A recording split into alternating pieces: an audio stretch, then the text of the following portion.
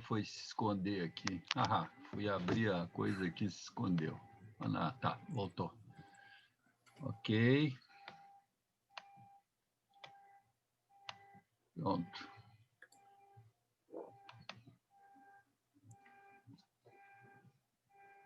Deve estar aparecendo, né? Está aparecendo sim, então eu vou dar início Ok. aqui. Tá, Pessoal, boa tarde. Então, dando continuidade na série de seminários do Instituto de Computação, hoje o professor Felipe Navot, ele vai apresentar uma palestra intitulada como o Surgimento dos Estados Numéricos. Vou fazer a apresentação aqui do professor Felipe Navot. É um currículo bem extenso, vou tentar resumir um pouco. O professor por favor. Navot é um professor titular do Instituto de Informática da URGS. Ele é graduado em Engenharia Eletrônica em 1970 na URGS. Ele também fez um mestrado na URGS em Física Aplicada, concluindo em 1973, e fez doutorado em Computação em Grenoble, na França, em 79. Ele foi diretor do Instituto de Informática de 1998 até 2006 e pró-reitor de pós-graduação da URGS de 2000 a 2001. O professor Navot, ele também é pesquisador nível 1 do CNPq, e o professor Navot, ele já orientou mais de 100 estudantes de doutorado e mestrado e publicou mais de 400 artigos em revistas e conferências. Ele também é membro da SBC, da SBPC, da ACM, da I3E, e consultor de diversos órgãos nacionais e internacionais. Ele também foi membro do Conselho Superior da FAPERGS e coordenador do Comitê de Área da Computação da CAPES. E atualmente ele é membro do CTC, do LNCC, e coordenador do Comitê CACC do CNPq. Navot, muito obrigado por ter aceitado aí o nosso convite. Então, eu passo a palavra aí para você fazer a apresentação, e após a apresentação, a gente abre o espaço aí para perguntas e discussões. Muito bem. Muito obrigado, Leandro, pelo convite, pela introdução, e é uma satisfação estar aqui conversando um pouquinho, fazendo uma retrospectiva do que está acontecendo nos dias de hoje, né, com o surgimento dos estados numéricos, né? Isso aí é um título para impactar. O que nós vamos falar, eu estava até comentando um pouco antes de começar com o Leandro, aí, isso aí foi até um desafio feito pelo Alfredo Goldman, professor lá da USP, que convidou para uma palestra lá na USP, e aí nós ficamos trocando três assuntos, eu sugeri, e eu disse, olha, até podemos falar sobre isso. E ele, não, vamos falar sobre isso. Então, eu preparei esses slides aí, que eu vou discutir com vocês aí ao longo dos próximos 50 minutos aí, vamos ver. Bom, então, a introdução, né, que é o que está na chamada, né, é a revolução que está acontecendo mundialmente, né, onde os dados estão tendo uma importância cada vez mais. E quem está administrando esses dados é que está tendo o poder, né? Se nós olharmos na linha de tempo, a gente vê que houve uma evolução da civilização, né, onde a parte de religião, militar, tá, força econômica foi comandando, mas hoje, claramente, a gente vê que a informação, os dados, é que está sendo o grande mentor, né, do poder, vamos dizer assim, nos dias de hoje. Então, olhando sob uma ótica de uma retrospectiva, né, a gente vê que lá nos primórdios, o que é interessante de olhar é que nos primórdios, né, veja o que está dito aqui, né, as formas primitivas no surgimento do Estado surgem quando os povos produzem alimentos e necessitam armazená-los. Tá?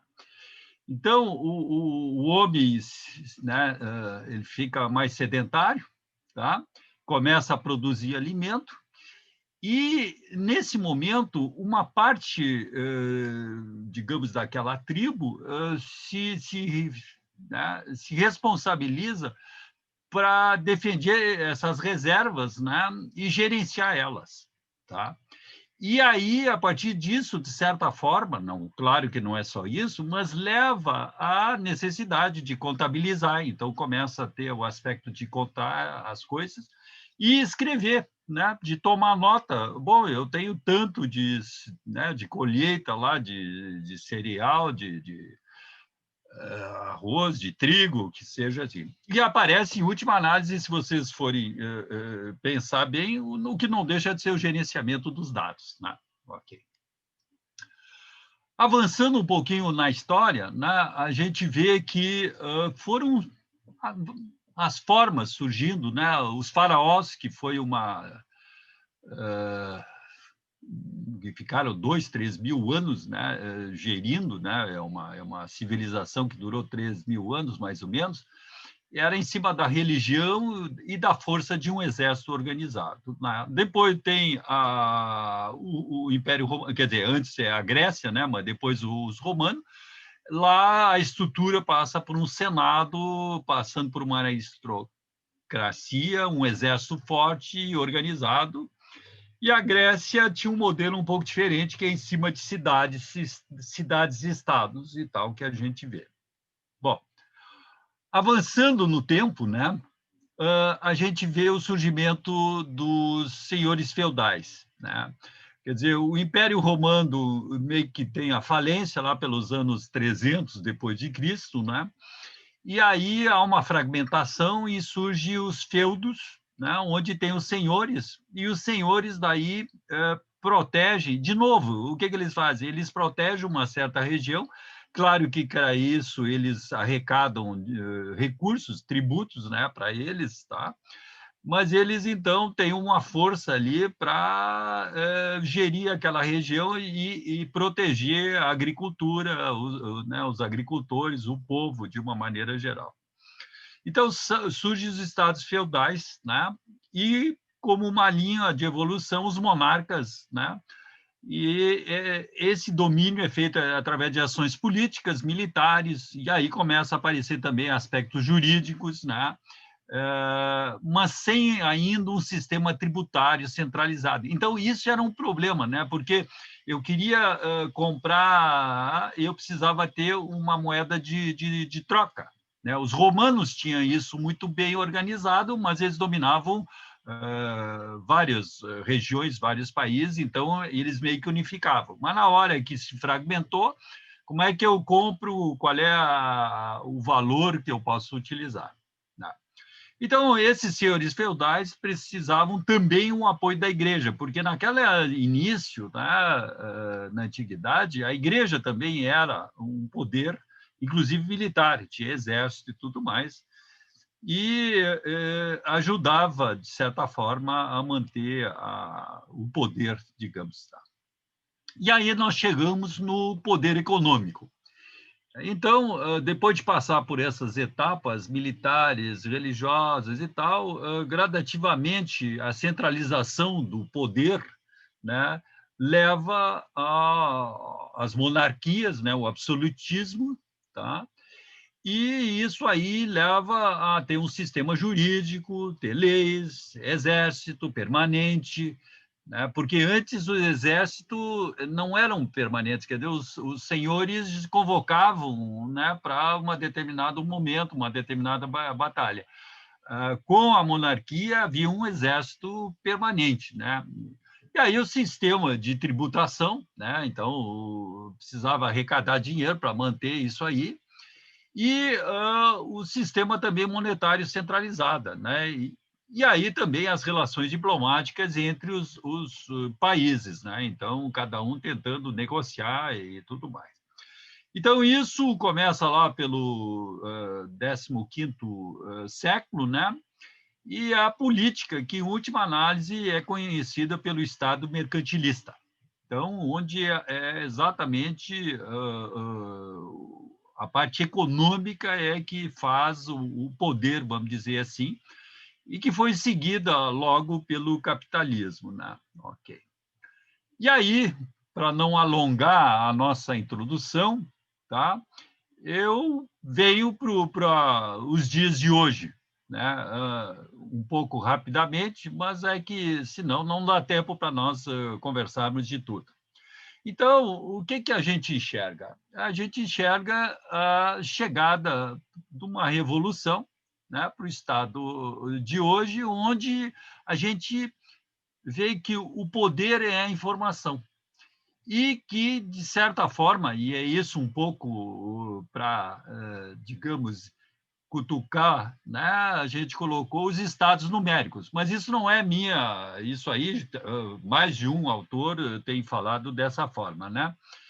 Então, o que está acontecendo no dia de hoje? Como o poder hoje está na informação, tá? E na necessidade de processar essa grande quantidade de dados, né? Para retirar, porque esse é o grande desafio, é como tu processar esses dados para retirar a informação que seja útil, né? E aí o que surge? Surge o Data Analytics, né? Toda essa área aí, onde tem todas essas análises e tudo.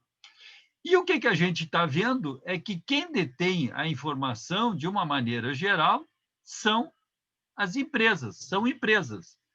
E são essas empresas, né, que eu botei aqui nesse desenho aqui do lado, na direita, onde a gente vê a Google, né, a Microsoft, né, aí tem a Apple, né, o Facebook e tudo, que, através dessas redes sociais, estão captando informação de uma maneira muito intensiva e, portanto, sabendo muito do que está acontecendo.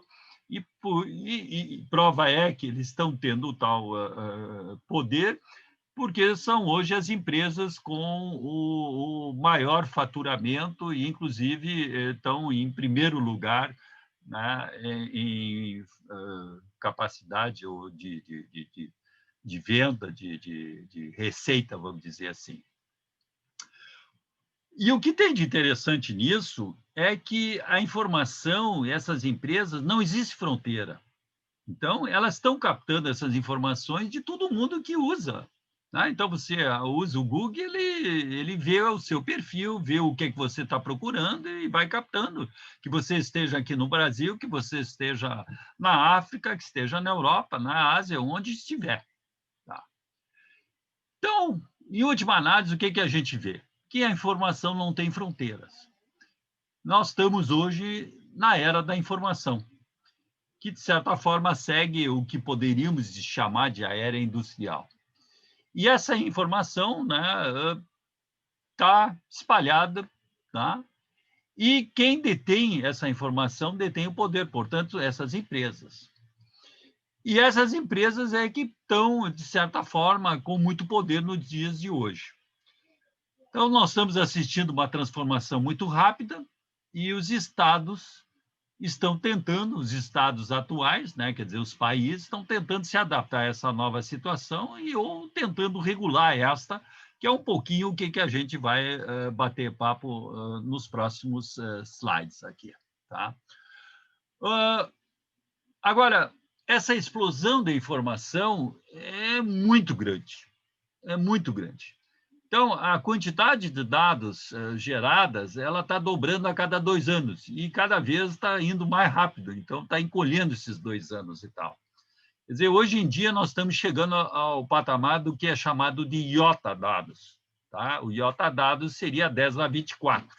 Né? Então, a gente passa do 10 na 15 para o 10 na 18, para o 10 na 21, que é o zeta, e nós estamos chegando no 10 na 24, que é o iota. Tá? Então, em última análise, é um seguido de 24 zeros, ou, se vocês quiserem, 1000 elevado na oitava. Né?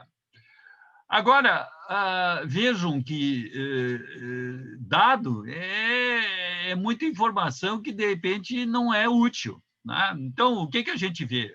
Desses dados aí, 20% desses que seria somente útil. Muito desses dados têm origem de sensores, né, de IoT, que está na moda e tal. Né? Então, tem muita informação, que é informação, lá sei eu, de temperatura, de pressão, de não sei o quê, que não tenham um valor tão importante assim. Então, existe muito dado, mas não é tudo que pode trazer informação interessante, vamos dizer assim. Bom, então, o que nós estamos vendo? Nós estamos vendo, no dia de hoje, né, surgimento claramente, né, inclusive com essa sigla de GAFAM, era GAFA, aí depois passou para GAFAM, mas vejam vocês, isso aí não fica só nessas empresas, né? Mas essas são as principais no dia de hoje. É a Google, é a Amazon, é o Face com o Instagram, tá? É a Apple, a Microsoft, mas tem outras empresas. Se vocês estão acompanhando, por exemplo, a IBM está dizendo que ela também vai começar a trabalhar na parte de cloud, de não sei o quê, papapipá, que ela quer investir nisso. E tem várias empresas que estão indo nessa direção. Por quê? Porque eles estão vendo que é de lá que eles podem conseguir né, faturar, né, e ter condições de sobrevivência, inclusive. Uma pequena retrospectiva, né? Quer dizer, não dá tempo para a gente entrar, né? É tanta coisa que poderíamos falar, mas não dá tempo para entrar nos detalhes. Mas, em última análise, assim, dados, né, basicamente, são números, códigos sem nenhum tratamento. Então, na hora que tu começa a tratar, tu começa a ter informação. Então, esse processamento de dados, né, vai te dar alguma informação. E o nível que tu teria acima seria o conhecimento. Então, é o saber sobre determinado assunto, é ter uma aplicação para a informação. Então, isso é um pouquinho a cadeia, né, que está se procurando, né, e quanto mais tu consegue extrair, né, informação e conhecimento, mais tu consegue ter poder. Agora, fazendo uma análise de como como está sendo trabalhado isso aí, isso agora vai nos tocar nós todos, né? Porque nós da área de computação exatamente estamos trabalhando. E se vocês verem esse slide, né, vários pontos que todos vocês assim estão, quero trabalhar nesse assunto, quero trabalhar naquele assunto e tal, mas exatamente isso está no centro do que está acontecendo, né? Então, a grande capacidade de armazenamentos e tal levaram ao que é hoje conhecido Big Data, tá? Depois eu vou ter um slide rápido para falar disso aí. A necessidade de processar, a grande necessidade de processar todos esses dados, né, esse poder de processamento, leva ao que é conhecido por HPC, né, High Performance Computing, ou processamento de alto desempenho. Então, tu precisa ter poder de processamento, é o único jeito para conseguir varrer todos esses dados e extrair alguma coisa de interessante. E, para extrair, se utiliza, então, essas ferramentas de inteligência artificial, né, AI, aí, né, nas técnicas de machine learning, e agora está na moda deep learning, né, para ir profundamente e tentar extrair padrões de comportamento, reconhecer padrões, reconhecer a partir disso aí, tu tem uma informação interessante. Então, essa revolução, de certa forma, ela está calcada em cima de Big Data, de HPC, então, Big Data, que são os dados, HPC para processar, o poder de processamento, tanto hardware quanto software, e inteligência artificial como as ferramentas para tu poder trabalhar isso aí. Claro que tem outros itens que entrariam, mas, digamos, as linhas principais disso aí, e eu, então, faço uma pequena retrospectiva de cada um deles, né? Então, Big Data, uma coleção de conjunto de dados, não tão grande e complexa, que torna-se difícil processar. Um dos grandes problemas é que esses dados, muitas vezes, são dados legados, então, tu tem dados em formatos diferentes e tu tem que tentar processar cada um desses dados e extrair coisa interessante. Então, por isso que não é tão fácil, porque um está num formato, outro no outro formato e tal, né? Bom, E essa área, para poder gerenciar todos esses dados, precisa poder de computação. Então, precisa de HPC, né, como a gente já comentou. A outra área importante nesse cenário é a parte de HPC, como eu já comentei, né, a capacidade de processar. Em última análise, essa área que vai te dar todo o poder para fazer os modelos, simulações, né, e extrair, né, algo de interessante de todos esses dados aí, tá? E isso aí implica não só em hardware como em software, tá? E a gente sabe que essas máquinas hoje em dia estão na faixa do petascale indo para a direção do exascale, né? Então seriam máquinas que teriam capacidade de processar exaflops, tá? Que é uma escala, em última análise, de ter capacidade de executar 10 na 18 operações de ponto flutuante por segundo. Essa, por sinal, é minha área, é a área onde eu trabalho. Eu trabalho em HPC, que é exatamente tentando ver como acelerar, como obter o melhor desempenho.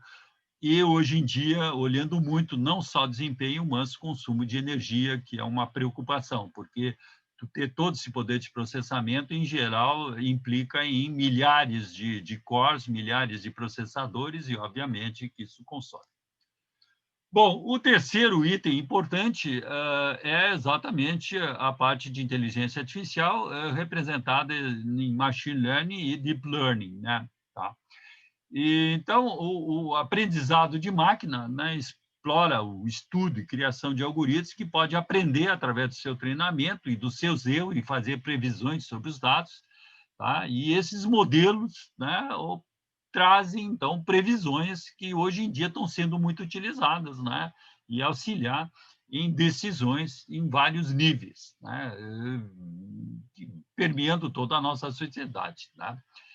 Então, o aprendizado de máquina, o machine learning, é um subconjunto de inteligência artificial, e na sua forma mais profunda, né, que são os algoritmos de deep learning, né, e que precisam, de novo, de HPC para poder obter esses resultados com emprego das GPUs, né, Graphic Processor Units, né? Hoje em dia tem as TensorFlow, talvez vocês já tenham conhecimento. Hoje em dia, inclusive, tem alguns cores dentro das GPUs que são TensorFlow. Tem as TPU, que são processadores Tensor, que é a Tensor Processor Unit, que é a TPU que vocês estão vendo, tá?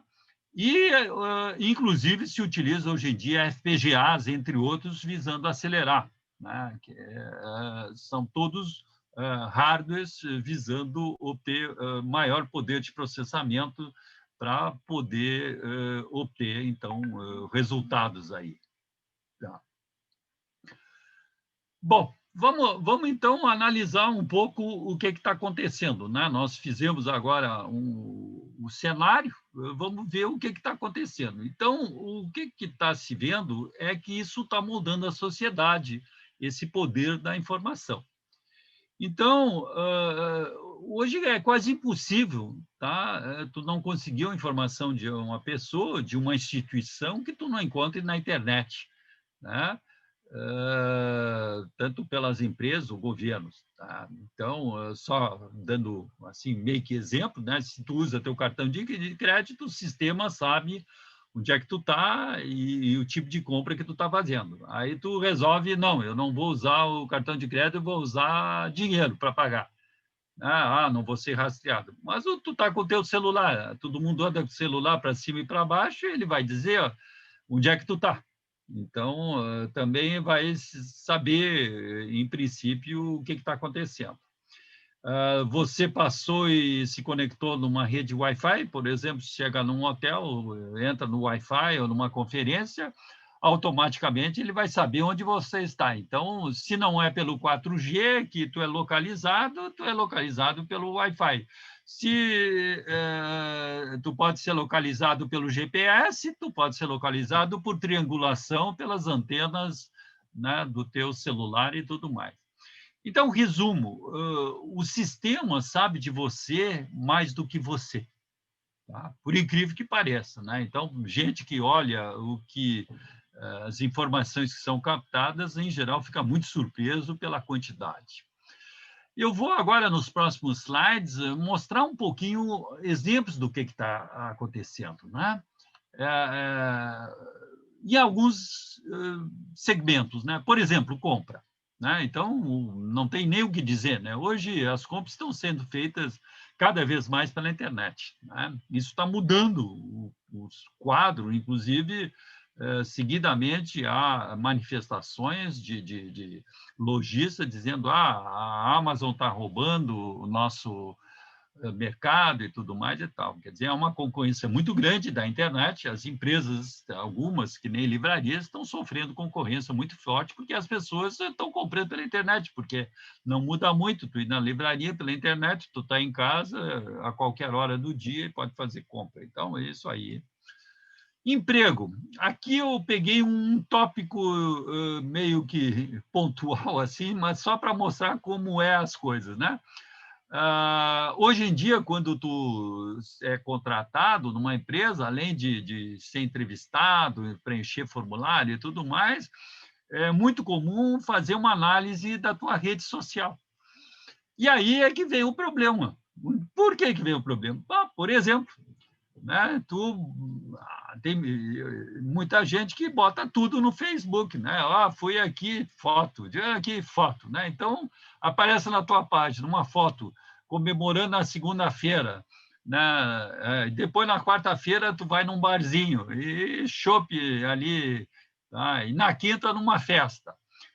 Bom, isso aí pode pesar na análise do candidato. Então, ele está procurando emprego e, daqui a pouco, a pessoa olha e fica meio assim, dizendo, bom, mas esse aí faz muita festa, de manhã ele vai estar meio cansado e tudo mais. Mas é um exemplo da realidade, né? A gente sabe muito bem, hoje em dia tu entra, né, em vários países, além do teu passaporte e tudo, eles querem ter acesso, inclusive tu tem que autorizar o acesso ao teu Face, ao teu Instagram e tudo mais. Alimentação.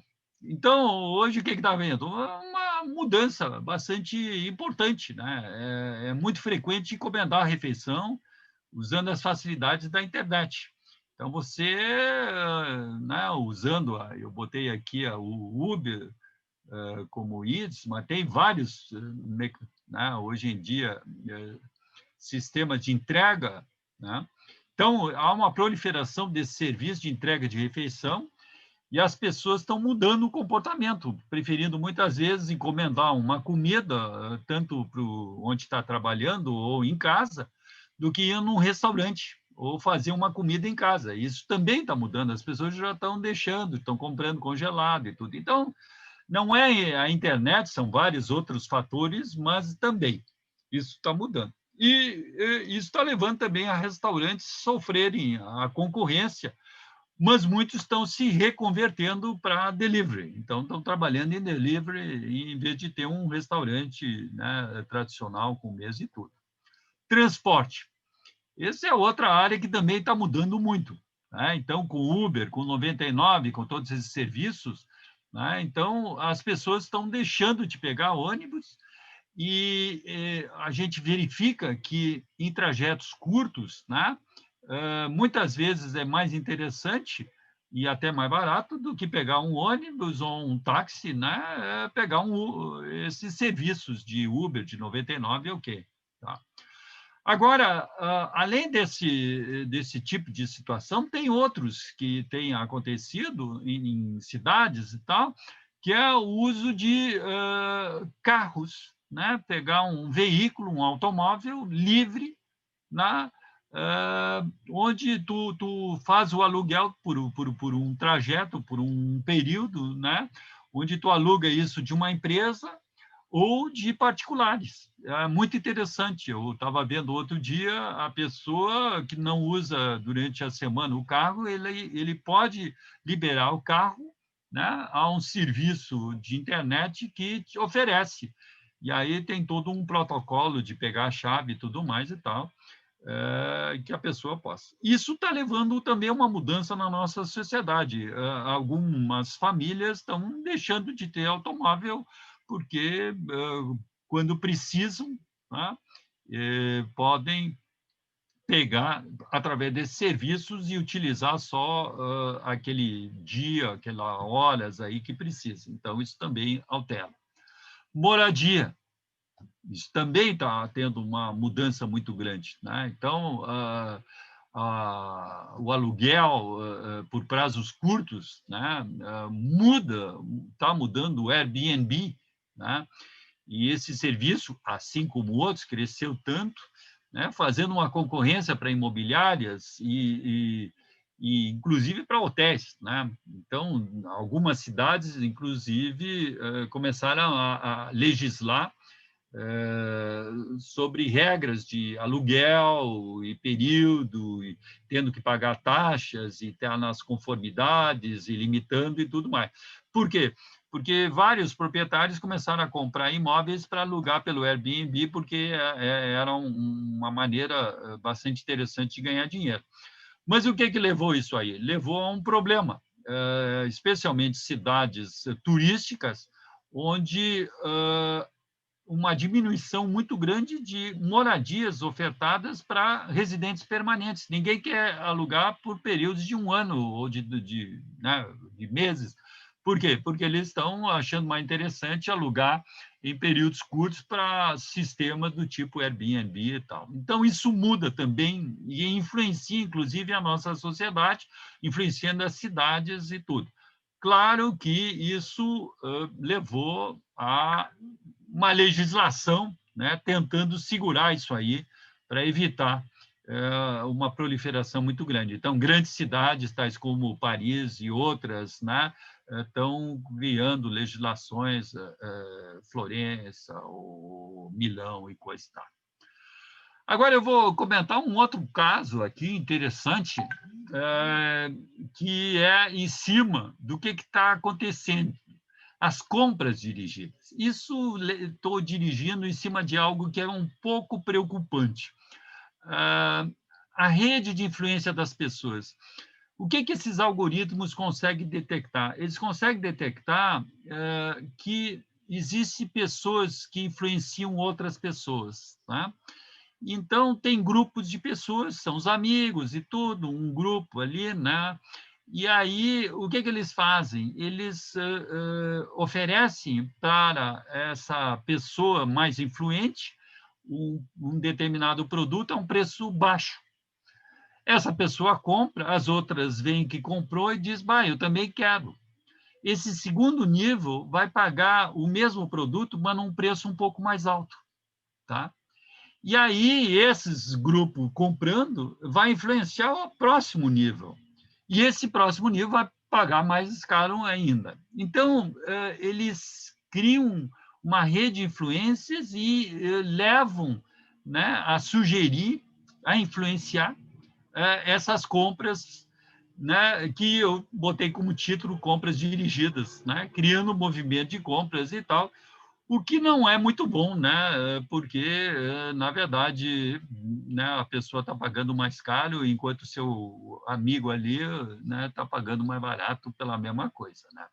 Mas isso a gente sabe, nós não podemos nem reclamar muito, porque a gente compra uma passagem num avião, tu vai estar sentado dentro né, no teu assento e tu está pagando um X e o teu vizinho ali é capaz de estar pagando metade do preço pelo mesmo voo, mesmo trajeto. Bom, isso é o que acontece. Parte de esporte e lazer, tem muita coisa aqui. Eu não quis abrir demais, porque senão voa o tempo, né? Então, a parte de formação está entrando cada vez mais, né? Hoje temos árbitro de vídeo, era uma coisa que não existia há 2, 3 anos, agora virou, né? Então, precisa a imagem, precisa ter os detalhes da imagem e tal. Além do que, hoje em dia, você pode estar fazendo exercício com aparelhos de precisão que monitoram o seu movimento, batido do coração, etc., etc., etc., né? Usando uma plataforma virtual. Então, existe N, né, possibilidades que a internet, que as redes sociais te trazem, que te permitem acessar e tal. Agora vamos falar um pouquinho desses casos aí que criam certa preocupação, né? Então, a gente assistiu, né? E estamos assistindo, porque agora tem eleição lá nos Estados Unidos, né? Já nas últimas eleições e em outras eleições, né? Apontei aqui para o Brexit também, dizem que o Brexit foi influenciado muito. Então, é feito análise de perfil das pessoas, né? Que nem a Cambridge Analytica fez, né? Onde tu detecta o teu perfil e, a partir da detecção do teu perfil, ele te manda uma propaganda dirigida. Aí é que está. Então, não é muitas vezes uma propaganda direta, é uma propaganda subliminar, né? E que vai te influenciando. Então, ele sabe o teu perfil, ele sabe do que tu gosta, ele sabe o que tu gosta de ouvir. E aí ele chega e te manda dizendo, esse candidato, isso. Muitas vezes não é direto dizendo, ele é ruim ou quê. Não, não é, não, é indireto, dizendo, olha o que fez aqui, muito bom, legal isso aqui, olha isso aqui, tal. E fica influenciando e te levando para uma direção e tudo mais. Então, isso é uma coisa de certa forma, preocupante, mas, bom, faz parte, né? Outra coisa que está entrando, né, esses grandes grupos, é em cima das moedas virtuais. Todo mundo ouviu falar do Bitcoin, mas agora, por exemplo, o Facebook, né,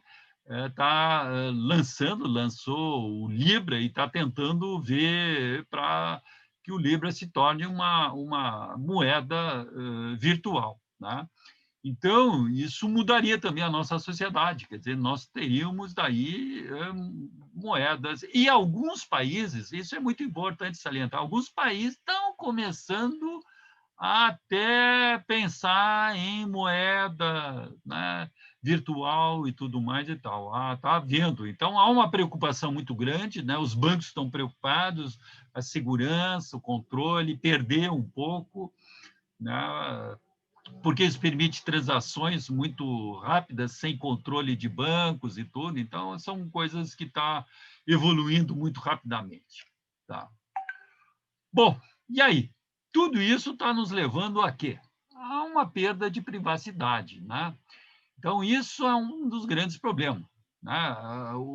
Não é culpa da internet, mas é nós indiretamente, né? Quer dizer, nós estamos querendo usar todas essas ferramentas grátis, né?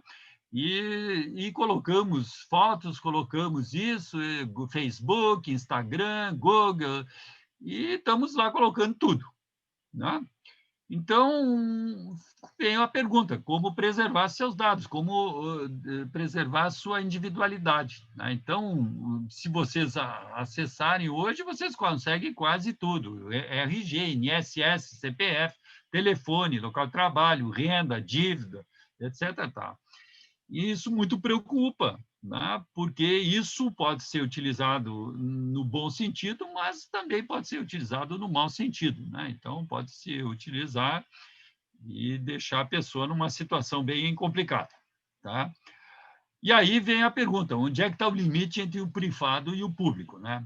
Todo mundo acompanhou a brecha que houve há uns anos atrás, né, da Sony em cima de PlayStation, onde houve um crack. Entraram, né, os hackers entraram e pegaram informações, contas, né, e tudo mais, tal, de cartão de crédito e tudo. Então, isso preocupa muito, né?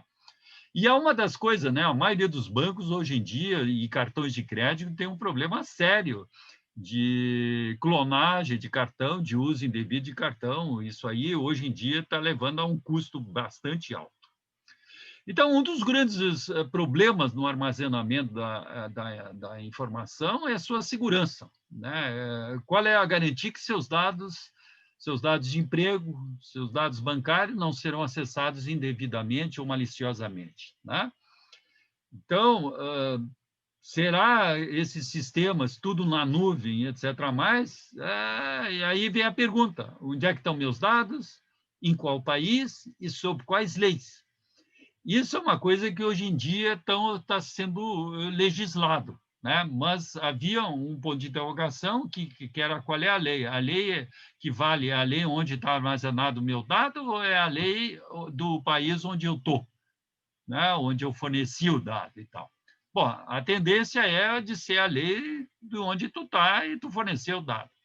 Mas, de qualquer jeito, né, isso é um problema, né? Porque teus dados, tu não sabe onde é que foram parar teus dados, né? De repente, teus dados estão armazenados lá na África, lá na Ásia, porque esses grandes grupos têm data centers espalhados pelo mundo inteiro, né? E eles tentam gerir colocando nos lugares mais adequados, onde os custos são mais fáceis, a comunicação e tudo mais aí. Vamos adiante. A outra coisa que está acontecendo, que também preocupa um pouquinho, os principais cabos submarinos que estão sendo espalhados pelo mundo, que vocês podem ver aqui em cor amarelo, laranja aí, né, nessa figura, são cabos privados, submarinos privados. E olhem quem são os proprietários, são Amazon, Facebook, Google e Microsoft. Quer dizer, os cabos hoje estão sendo propriedade de empresas, né?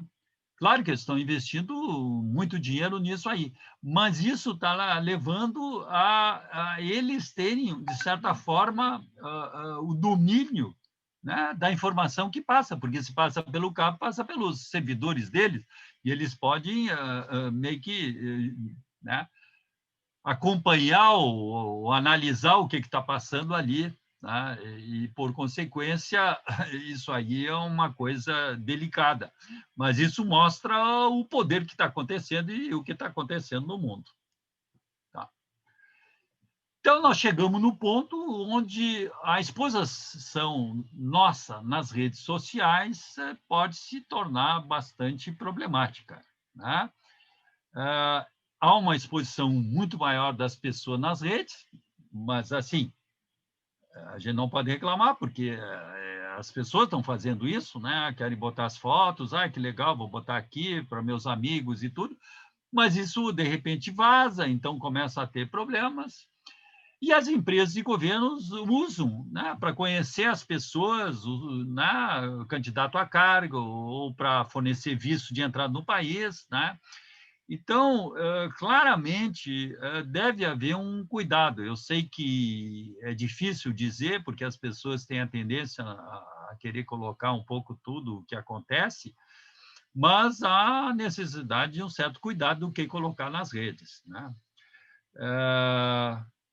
As pessoas não têm cuidado e pode colocar qualquer informação, e às vezes de brincadeira, e pode se prejudicar no futuro, né?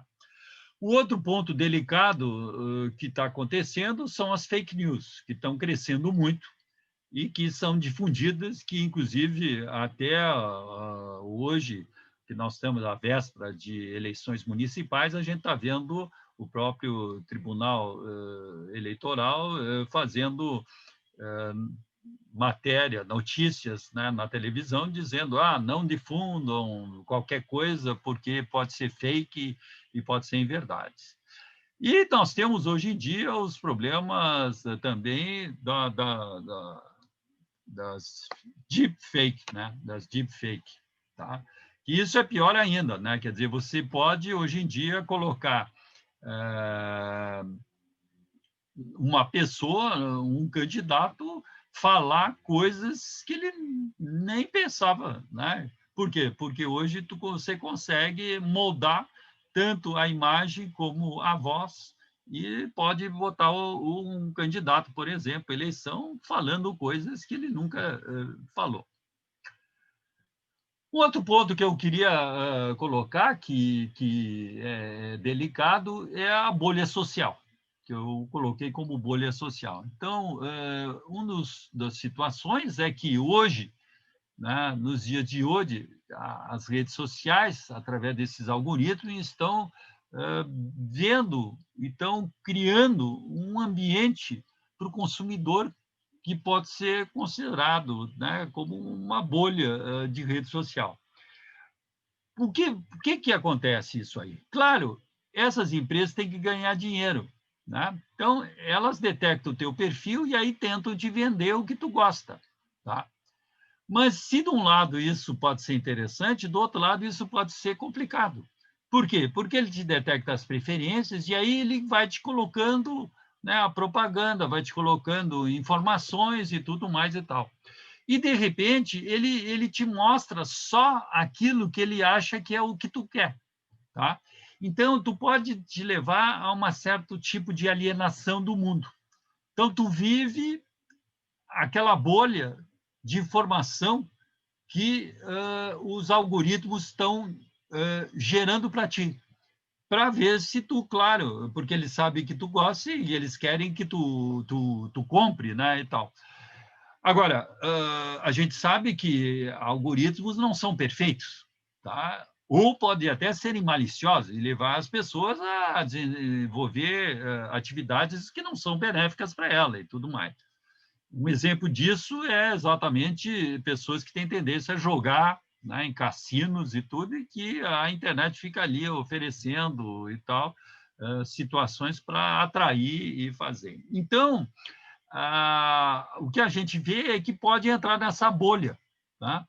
A gente, de repente, entraria nessa bolha que os algoritmos criam. Então, tem que haver um cuidado nisso aí.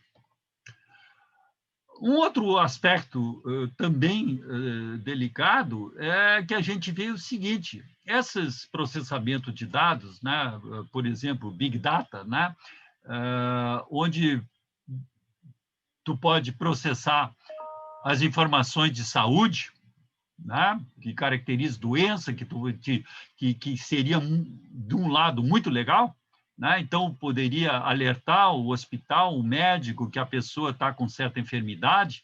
Então, isso é muito bom.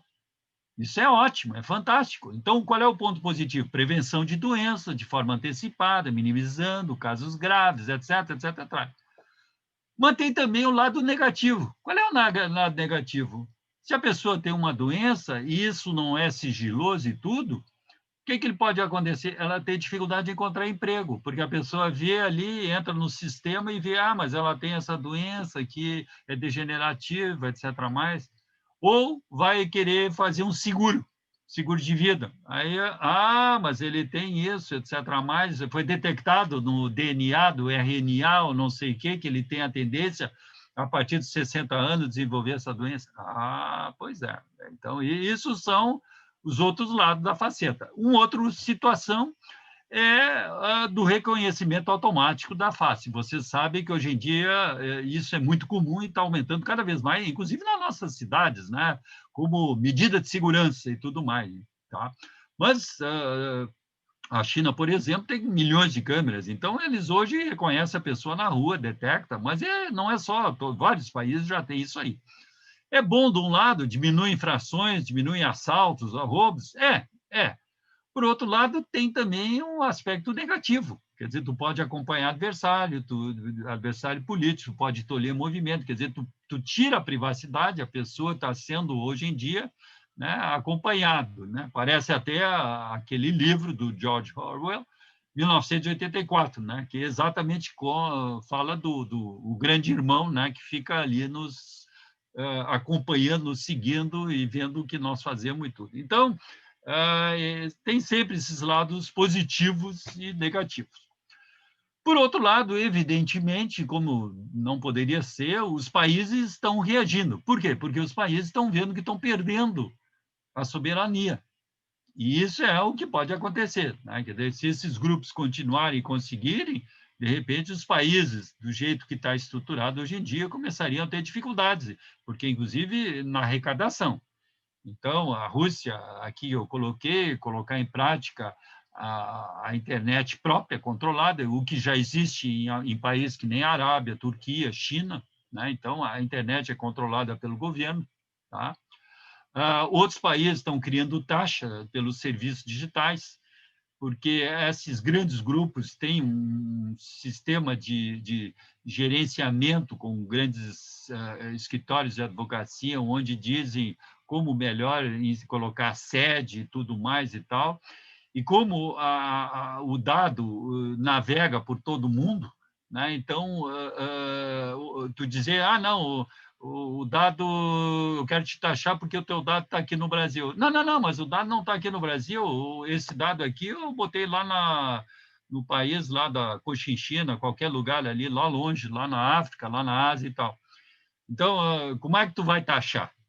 Então, os países estão tentando taxar, né? Criar uma taxa pelo pagamento do que for feito no seu território. Então, a França está tentando, né? Eu estava acompanhando isso aí, uma taxa de 3% sobre receitas geradas no seu território. Porque o que eles alegam? Ah, não, mas eu estou processando isso lá na Irlanda, por exemplo.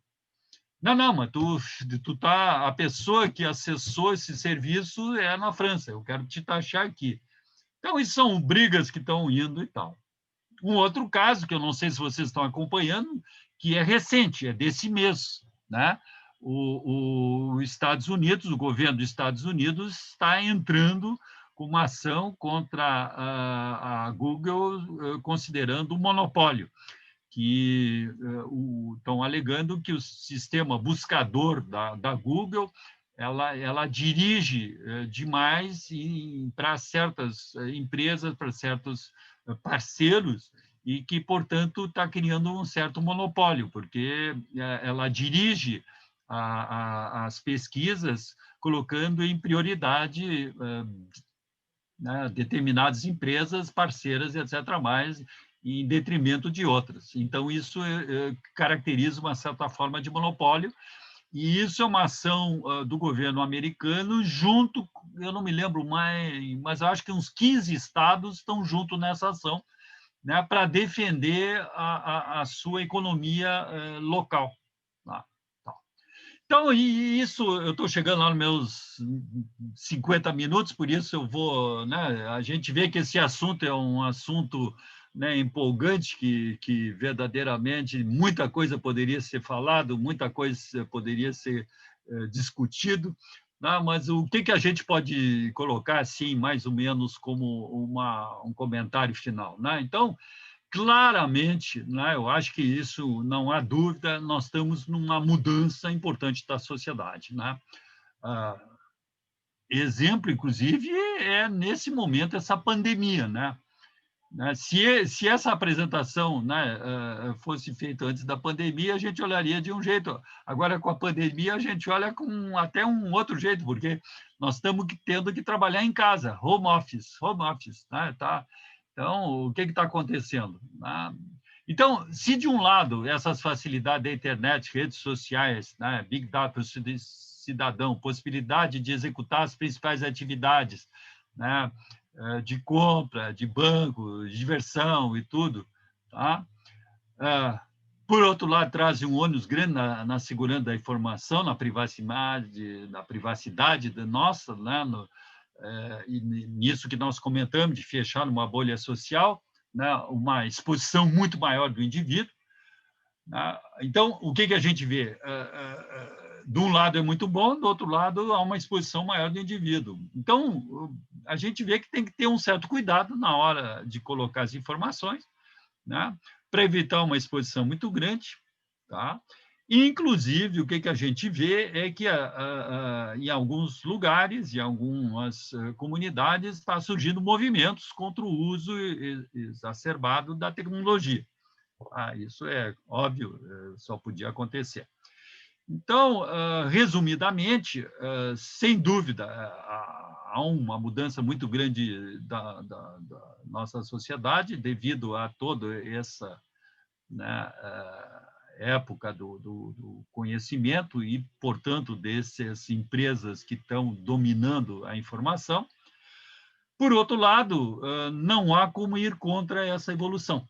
Né? Hoje em dia não dá para dizer, não, nós vamos parar isso, porque isso aqui é uma realidade. Então, nós precisamos disso, faz parte isso do nosso dia a dia, só que nós precisamos ver e limitar e tal, quer dizer, tanto a sociedade como a sua representação através dos governos, tem que ver como trazer isso a uns patamares onde a gente não se exponha demais e que não vá prejudicar, né? Porque, de novo, o perigo é o uso, malicioso dos dados. Então, enquanto a gente está usando bem, ok, mas quando esses dados são usados, né, para te levar a uma dependência, tanto econômica como social, etc., aí a situação é delicada. Então, a gente tem que cuidar disso aí e tal. Então, era isso um pouco que eu queria bater um papo com vocês. Tá? É um assunto bastante instigante, né? E eu estou aberto e agradeço muito mais uma vez, né, o convite de vir conversar aqui com vocês aí. Estou aberto a bater algumas perguntas e tal, discutir. Obrigado. Obrigado, Navô. Excelente palestra. Então, agora a gente passa para a parte de perguntas e discussão. Para quem nunca utilizou o Zoom, aí embaixo, na barra embaixo, tem participantes. Você clicando aí em participantes, aí tem uma opção de uma mãozinha. Quem quiser fazer pergunta, algum comentário, pode levantar a mãozinha, que eu vou passando em ordem aí a palavra para que possa ser feito a pergunta ou o comentário. E se alguém tiver com problema no microfone, pode também enviar a pergunta ou comentário pelo chat. Pelo chat. Que aí eu passo aqui para o Navô e ele responde pelo áudio. Sim. Pessoal, alguém tem alguma pergunta? Enquanto o pessoal se prepara aí para fazer a pergunta, eu vou fazer uma primeira pergunta. Então, Navô, você falou sobre a questão da privacidade, que é uma preocupação, de fato, é algo que está cada vez mais preocupante aí, dada essa questão que hoje a grande maioria dos usuários compartilham muitos dados pessoais, até mesmo sem perceber, apenas aceitando termos para utilizar algum tipo de ferramenta ou aplicativo, enfim. Eu não sei se você já ouviu falar em identidade digital autossoberana. Teve uma apresentação na semana passada de um pesquisador do CPQD, que ele fez uma apresentação sobre identidade digital autossoberana com blockchain. Se você já ouviu falar sobre isso, eu até a semana passada não tinha ouvido ainda, então foi novidade para mim. Caso você já tenha ouvido falar, qual que é a sua opinião sobre essa tecnologia e qual que é a sua visão em termos de implementação na prática dela, uma vez que isso vai tirar esses poderes de grandes empresas de concentrar esses dados e monetizar com esses dados? Eu confesso que essa identidade eu não tive. Né? Eu vi, mas não cheguei a olhar com maior detalhe e tudo mais. Por outro lado, sem dúvida, a técnica blockchain é uma técnica muito interessante porque ela permite, né, tu fazer transações verdadeiramente com um certo nível de segurança e tudo. Mas se eu entendi bem pelo que você está falando, essa identidade te retiraria, digamos, dessas grandes empresas, né? O domínio da informação, é isso ou o quê? O domínio da informação passaria a ser do próprio usuário, né, da própria pessoa. Aham, aham. Isso é uma maneira, mas assim, tu continuaria utilizando eles para trafegar, não? Aí é que está a pergunta, como é que ficaria daí? Porque o que acontece? Como é que eles captam tudo isso? Por quê? Porque você faz uma consulta na Google ali, né? Então você faz uma consulta no Google, no buscador. Ele registra isso, então ele sabe, ele se interessou por tal tema. Então, como é que seria essa gerência? Você pararia de usar e usaria? Aí é que está. Eu acho que eles vão continuar tendo informação tua. Enquanto usar ferramentas deles, ele vai conhecer. E eu não sei se você se dá conta, né? Quando você usa um desses serviços, eles dizem, autoriza o acesso às fotos, dados, ou não sei o que e tal. Quer dizer, tu dá, de certa forma, a autorização. Claro, tu diz sim porque tu quer usar as ferramentas deles, né? E agora, tu é meio que culpado, né? Porque o que eu quero dizer que tu é culpado? Porque todo mundo acha, que legal, eu posso ter na cloud o meu... Então, tu usa Google Doc, por exemplo. Aí tu usa teu texto ali para compartilhar entre outros.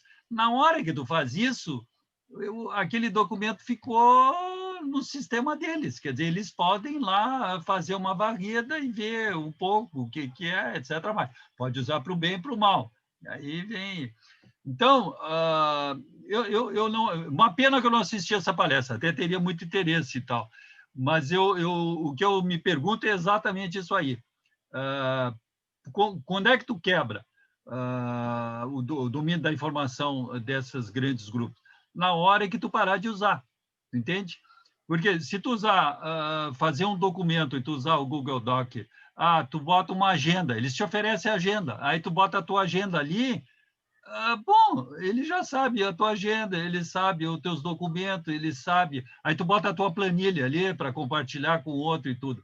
Então, tu é, de certa forma, culpado, porque tu está compartilhando. E aí, bom, aí eles têm as informações, né? Então, não sei se, sem dúvida, blockchain é uma tecnologia muito interessante que cria uma certa privacidade e tal, tal. Mas o problema que eu boto atrás disso é o seguinte, tá, mas daí tu vai parar de usar, né? Por exemplo, teu mail é Google ou é privado, etc. mais? Aí é que tá. Aí tu usa o mail do Google. Bom, ele sabe para quem tu manda mail, para onde já que vai, entende? Mas fala Sim. um pouco. Tá. Então, ô Navo, depois eu vou, como que é do seu interesse também, eu vou te mandar depois o vídeo dessa Sem dúvida. palestra para Te você dar uma agradeceria. olhada, que a tecnologia é bem incipiente, ainda está caminhando, mas aparentemente tem uma proposta aí que possa, talvez não resolver o problema, mas mitigar ou minimizar esse problema. Sem dúvida. Sem dúvida. Então, dando Eu acho que é continuidade, necessária. tá, muito Eu acho obrigado. que o Tomás está querendo... Isso, dando continuidade, eu vou passar a palavra para o Tomás. Oi. Muito interessante o que você falou, certo? É uma maneira de olhar o que está acontecendo, inclusive essa visão histórica. Mas eu queria fazer uma pergunta um pouco saindo na tangente, tá? Mas, digamos, Sim, muito relacionada, certo? Quer dizer, nós estamos vendo um progresso tecnológico alucinante. Nós somos da mesma geração, você e eu, né? Pegamos o início da computação, basicamente, é certo? E verdade. veja onde nós estamos, tá? Quer dizer, até um reloginho que a gente tem hoje tem mais capacidade de processamento do que os primeiros computadores que nós utilizamos, certo? Então, está havendo um progresso exponencial, especialmente nessa área de tecnologia da informação, mas que afeta tudo, né? Mesmo a parte material, certo? Produção de bens, etc., construção, medicina, qualquer coisa, certo? Por outro lado, né, se você olhar, digamos, eu vou chamar de progresso social, não sei se é o termo correto, né? Eu não entendo dessa área, né? Mas a nossa maneira de encarar a vida, etc., não consegue andar com tanta velocidade. Né? Quer dizer, isso já acontecia faz muito tempo, digamos, desde a época da Revolução Industrial, certo? Quando começaram a introduzir ferramentas automáticas, etc., sempre já havia uma certa oposição, né? Os famosos, como é que eles chamavam? Luderistas, acho, que destruíam as máquinas porque as máquinas iam tirar emprego deles. Bom, a situação hoje em dia é muito mais complicada, porque um aluno que entra num curso de tecnologia hoje em dia, quando ele começa o curso, a tecnologia está num certo ponto. Quando ele termina, uma boa parte daquilo que ele aprendeu já está obsoleta. Ou seja, fica muito complicado a nossa convivência com tecnologia, está se tornando cada vez mais complicada, a gente está correndo atrás. São poucos os que conseguem realmente se enquadrar nisso. Certo? Você tem alguma observação sobre isso? Eu sei que não é bem aquilo que você estava falando. Mas tem todo o Olha, problema de profissões, tá? Que estão sumindo e outras novas estão surgindo a cada poucos anos. Não, sem dúvida, sem dúvida. Esse tema é muito, né, instigante, né? Quer dizer, para onde é que está indo a nossa sociedade, né, e tal. Mas, assim, tu falou muita coisa, né? Agora, no final, tu estava falando, quando o nosso aluno entra, está numa tecnologia, quando ele sai, ele está noutra tecnologia, né? Bom, na minha visão, a nós, professores, né, cabe dar os fundamentos, a base. Nós temos que dar uma boa base, e isso que eu enxergo. Eu sei que isso não é unanimidade, porque tem muita gente que diz, não, tem que aprender aquela tecnologia aqui, tecnologia não. O que eu acho é que é o seguinte, se nós ensinarmos os nossos alunos com uma boa base, eles vão poder entender qualquer coisa no futuro e qualquer avanço e tudo mais, porque daí eles se especializam, tecnologia, etc. mais. Se ele tiver a boa base. Agora, se ele for especializado, se nós formarmos uma tecnologia, muda a tecnologia, ele não sabe. Ele meio que cai para o zero, vamos dizer assim, porque tem que aprender outro. Claro que ele pode aprender tudo. Então, eu acho que... Agora, tu falou tanta coisa que o progresso social... Pois é, essa é uma grande pergunta. Nós estamos progredindo socialmente? Eu tenho preocupação, porque o que acontece? Agora nós estamos entrando em outra seara, né? O que acontece? A gente vê que, por causa da internet, muita gente fica horas na frente do computador e se comunica pouco com as outras pessoas presencialmente. E a pergunta é, isso é bom ou isso é ruim? Quer dizer, eu vou dar um exemplo. Eu vou dar 2 exemplos, então, mas eles são quase iguais, mas horríveis. Eu estava jantando outro dia, acho que até era almoçando, isso já faz tempo, né? Antes da pandemia. E do lado estava uma senhora com a filha, tá? E estavam ali almoçando. A mãe passou toda a refeição no celular, olhando e etc. mais. E a filha, que eu não sei bem porquê, não estava de celular e estava sentado na frente da mãe. Eu fiquei com pena daquela menina. Aquela menina tinha aqui uns 10 anos e tudo, e estava ali a mãe dela na frente e a mãe Quer dizer, era mais importante a rede social, a comunicação, dizer, eu estou aqui, estou comendo isso, tirar foto da minha comida, coisa aqui, do que conversar com a filha que estava sentada na frente. Isso é horrível, entende? Como é que essa criança vai se comportar no futuro? Como vai conseguir se relacionar? Lembre que a nossa sociedade ela é baseada nos relacionamentos, né? E foi graças a isso que nós estamos aí, né? Que basicamente é só olhar a sociedade dos macacos, dos chimpanzés, porque nós somos oriundos daí. Né? Não vou querer entrar nessa seara e tudo, mas vai lá. Se tu olhar, a base é exatamente esse entorno social disso. Olha, se o social é uma máquina da tua frente, e o segundo exemplo é o seguinte, era, de novo, numa situação parecida, numa mesa, aí tinha umas 5, 6 moças, senhoras e tal, sentadas, podia ser rapaz, mas no caso eram moças, tá? Sentadas, e elas não estavam conversando entre si, todas elas estavam no seu celular, conversando pelo celular. Quer dizer, para que se reunir se não... Então, isso aí é preocupante. Isso é preocupante, e aí vem um ponto de interrogação. Que sociedade é essa que nós estamos indo? Quer dizer, de um lado, todos esses mecanismos são muito bons, nos ajudam, nos facilitam. Prova é, estamos aqui fazendo uma palestra via rede social e tudo mais, estamos conversando, né? Estou podendo encontrar o Tomás, vocês aí, a Cecília e tudo mais, que é uma satisfação e tudo, sem precisar deslocar.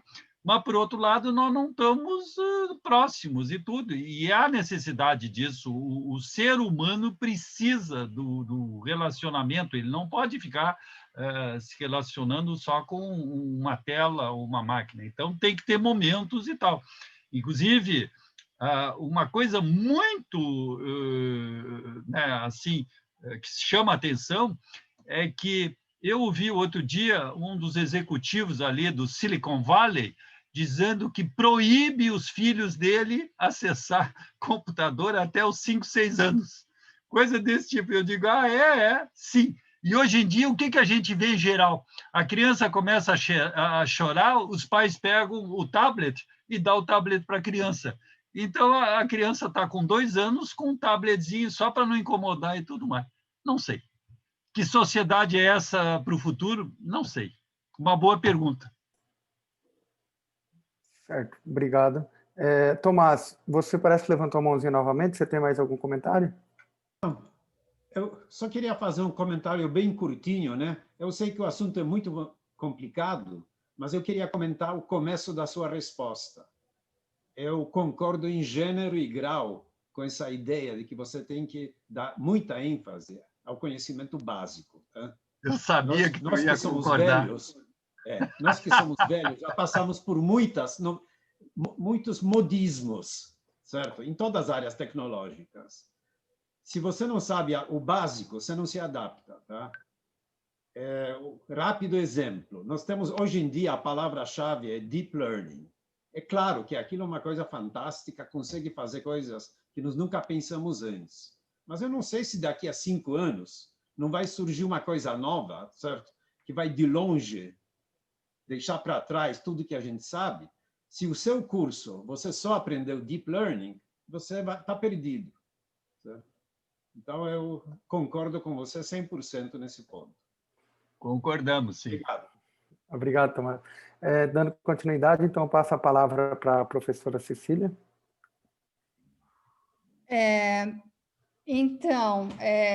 Navô, eu queria, acho que, pegar o gancho do que você acabou de falar aí, porque a minha pergunta vai mais nessa questão aí de mudança da sociedade, que meio que me assusta e que também, assim, para eu poder entender, eu tive que ter meio que uma experiência, né? Então, em 2019, ainda bem que antes do coronavírus, eu consegui fazer um sabático nos Estados Unidos e a minha aluna de doutorado foi junto. E aí eu tive um banho de lição, porque aí eu fui aprender com ela, né? Porque aí eu falei assim, não, eu tenho que aprender com ela, e ela está na casa dos entre 25 e 30 anos, que é a casa do meu filho, mais ou menos, do meu filho mais velho também. Então, o negócio está mudando e está mudando perto. É porque a gente, às vezes, fica um pouco distante e não consegue sentir muito. Mas aí chegou uma hora que eu era dependente do meu celular. E eu era dependente de internet. A única coisa que eu precisava é ter uma internet, porque o aluguel onde eu estava morando era um Airbnb, aí eu pedia pelo Uber, aí eu fui no shopping, tive o maior choque, porque o shopping tinha todas as lojas fechadas, e tudo fechando, porque lá nos Estados Unidos entrega na porta, e em brincando, às vezes menos de 24 horas, o que você pede está na frente da casa. Então, e aí, uma outra coisa aí que eu aprendi, né, com ela, era o sistema que eles chamam, né, o sistema de recomendação. Então, eu falava assim, professora, não, você usou, você tem que ir lá e dar uma nota. Você tem que ir lá dar uma nota, porque senão depois vai acontecer assim, assim, assado. Eu falava assim, Então, ia me explicando tudo. Então, acho que na hora que você começa a viver esse mundo, é o que você falou, é essa tal de bolha, mas é uma bolha bem grande, porque os jovens que eu conheço, eles estão todos indo nessa direção. Eles não querem mais tirar carta para dirigir, porque a pergunta é para quê? Eu vou e chamo o Uber ou chamo algum outro carro, né? Então, a minha pergunta seria, número 1, se você tem sugestões de ações específicas que poderiam ser tomadas, porque essa mudança ela veio e ela veio para ficar. Então, no mínimo, que a gente teria que ser mais responsável seria refletir a respeito disso e ver o que a gente poderia fazer para contribuir, né? E essa questão aí desses relacionamentos que você falou, porque hoje em dia você tem os relacionamentos mediados por computador. A gente está vivenciando ensino mediado por computador e relacionamentos, que seria namoro, etc. Então, tem muita coisa na internet. Eu não sei se você já viu aquele seriado que seria o Black Mirror. Tem um dos capítulos que ele diz que é justamente o problema social que traz o problema de avaliação. A pessoa fica tão viciada em receber a nota e olhar o que as pessoas acham dela através da avaliação, que você tem uma mudança de comportamento muito violento. E tem vários outros exemplos na internet dessa história aí de você se relacionar, ter namorados mesmo, etc., companheiros, via tudo computador, né?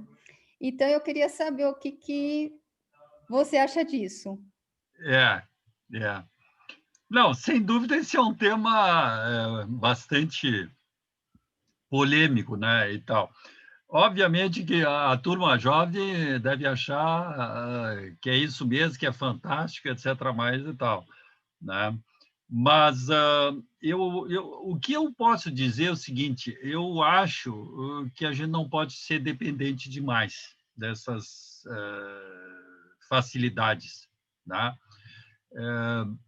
Não é até por ser internet, bolha, o que for e tudo, né? Eu pessoalmente, e quem trabalha comigo sabe que eu sempre falo para os meus alunos o seguinte: tu tem que ter um plano A, um plano B e até um plano C. O que eu quero dizer? Se tu quer chegar num resultado, tu tem que ter uma maneira, tem que ter uma opção segunda e, eventualmente, até uma opção terceira para conseguir chegar para aquele resultado e tudo. Por que eu estou dizendo isso aí? Porque tu estavas comentando que tu chegou lá nos Estados Unidos e aí usava o computador para acessar, para pegar o Uber até o shopping, para comprar as coisas, para não sei o que, etc., mais e tal. Agora, eu vou só comentar uma coisa. Vocês, se houver uma guerra, sabem o que é a primeira coisa que vai parar? Exatamente a internet, tá? Aí é que tá. Então, se você é dependente de tudo, tu vai perder tudo. Vai. Então, resumo, tu tem que ter... Eu vou te dar um exemplo. Eu tenho um celular, eu uso ele. Eu não sou um grande... exatamente, eu evito de entrar demais e tal. Tá? Então, quando eu viajo, hoje em dia tu diz, não, GPS e tal, etc., mais e tal, para te saber onde tu tá, para onde é que vai. Claro que é ótimo, eu uso, tá? Mas eu sempre tenho o plano B. Então, o plano B, eu uso os referenciais. Por exemplo, eu estou me deslocando numa cidade, eu olho assim, tem uma torre ali, a torre está perto daquela praça. Então, eu sei que se eu olhar para aquela torre, eu vou estar indo naquela direção. Tá? Então, o que eu quero dizer? Eu tenho alternativas. Se, de repente, a internet cair, eu não vou ficar simplesmente desassado, sem condição de chegar no meu lugar, de encontrar as coisas e tudo. Eu acho isso meio que essencial. Essa dependência da internet, eu estou olhando aqui para cá porque a imagem de vocês está exatamente no meu cantinho da tela aqui, por isso que eu não estou olhando para frente aqui, mas é que vocês estão aqui embaixo, aqui as fotos de vocês. Mas a dependência demais da internet é um problema. Eu vou dar um exemplo que não tem nada que ver, mas não deixa de ser. Quando teve a Guerra das Malvinas, há 20 anos atrás e tal, né, que a Argentina, né, brigou lá com a Inglaterra, qual é a primeira coisa que desligaram para a Argentina, o acesso? Era exatamente o sistema de GPS, de geolocalização e tudo, para exatamente os foguetes deles não poderem ter precisão de atiro e coisas desse tipo e tal.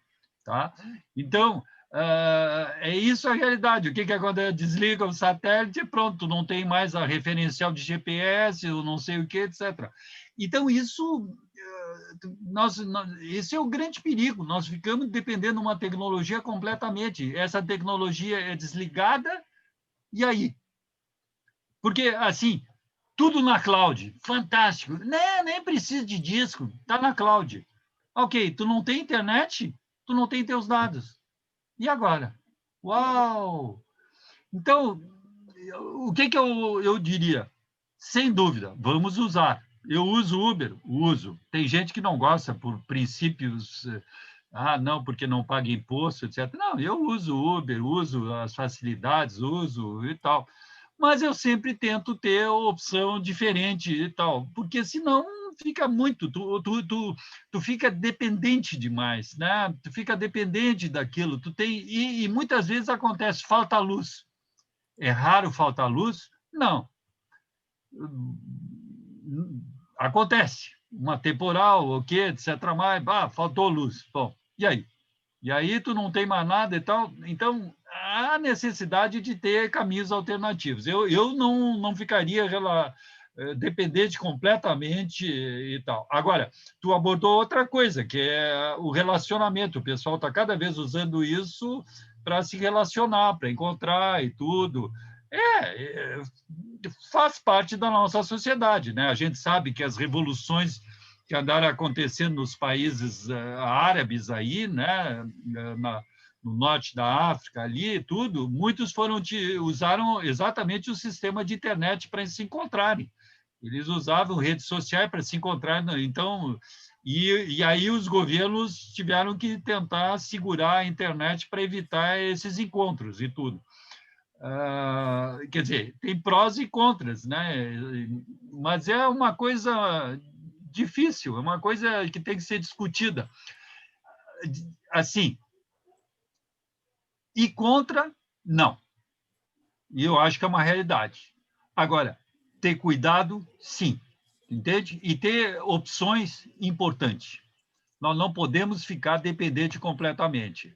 E nós temos que pensar muito na nossa sociedade.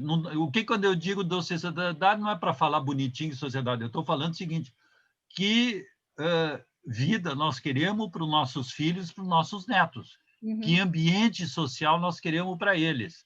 Tá? Ficar na frente de uma tela de computador, se relacionando e tudo? Acho que não. Acho que é importante, é um mecanismo que ajuda muito, mas não pode, porque o que acontece em alguns casos é viciar as pessoas. Tem gente que é viciado. Tu mesmo comentou, né, Cecília? E tem gente que fica viciado ali a ter o reconhecimento dos amigos e tudo. Que isso?